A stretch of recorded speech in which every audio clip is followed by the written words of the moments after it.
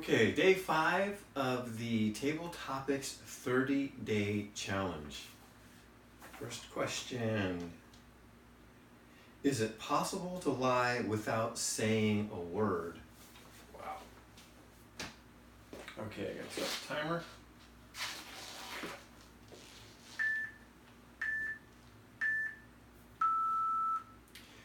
Well, hello, fellow Toastmasters, and welcome guests.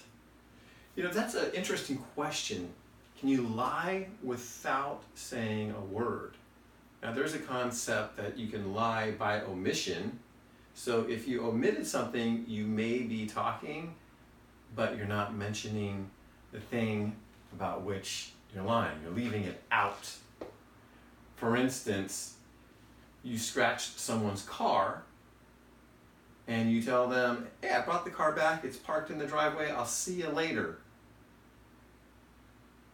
You didn't say a lie per se, but you omitted the fact that you scratched the fender of the car and left without saying anything. Would you call that lying? I think so. I think you can lie through omission. I think without saying a word, silence can also be a way because you don't refute something that you know is untrue. So yes, I think you can lie without saying a word. Mr. Toastmaster. Minute 13. Okay, stop this. Back. All right, next question.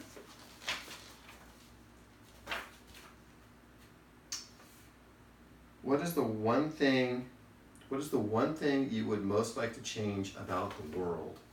Oh. Wow, for our table topics. Here we go. Set the timer.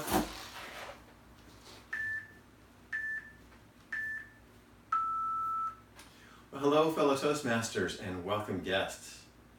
This question is very interesting because how do you boil down the problems of the world into a 1 to 2 minute talk, something you'd like to see changed?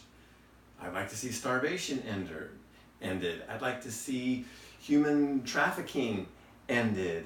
I'd like to see the racial divides we have going on in our country ended. There's so many different things that go on. So picking one, gosh, I guess for the purpose of this particular speech, I think human trafficking is one I would like to see ended. There are so many victims of this that I think many people don't really understand. I think a lot of it, we think of like what we see in the movies, someone's chained up to a bed in a seedy place and there's these rough guys keeping them there prisoner. But there are people that are walking around free that are still in bondage to something like that. And it doesn't have to be necessarily even sexual slavery either. It can be a slavery of a different kind. So, yes, I would like to see human trafficking ended. Madam Toastmaster. 132.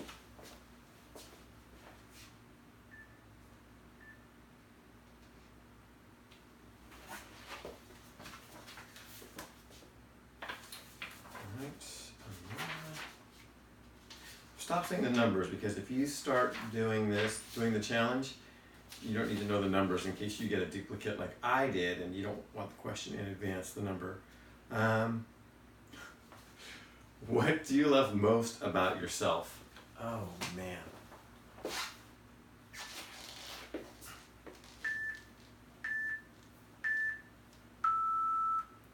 Well, hello, fellow Toastmasters, and welcome guests.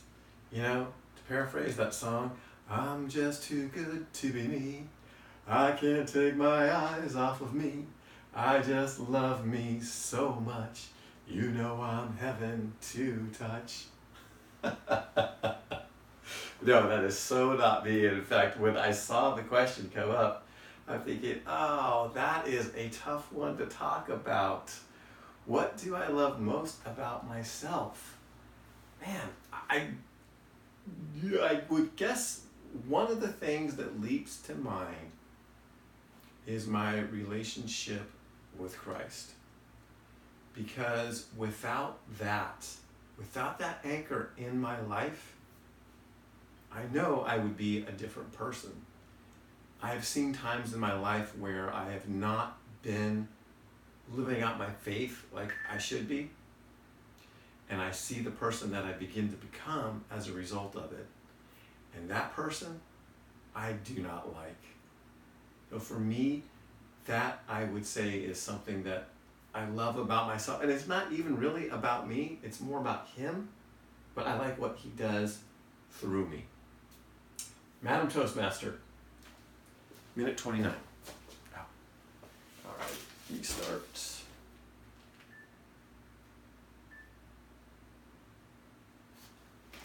Okay, last and final.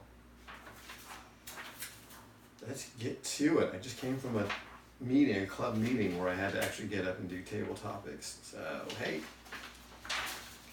all's good in the hood. Let's see, where is it?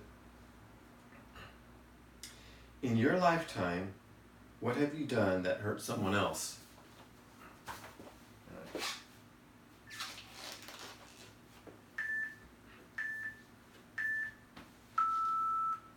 Well, hello, fellow Toastmasters, and welcome guests. Thinking about times in my life that I regret usually ends up revolving around words I've said in anger, where all I see is red, all I feel is red, and the words simply explode out. Maybe you're like me, you've had that feeling where you've said something, and as soon as it left your lips, you wished you hadn't said it. You wished you could just pull it back. So I have caused great hurt like that. Sometimes in anger, and other times actually meaning to be well-intentioned.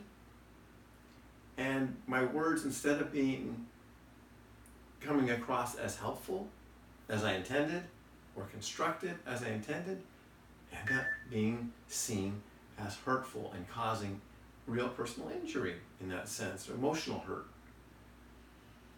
So yes, I have been there, I have done that. It's not something I'm proud of. It's something that I work on. Be slow to speak, be slow to get angry, quick to listen. That's what I want to be. Mr. Toastmaster, minute 27. Done.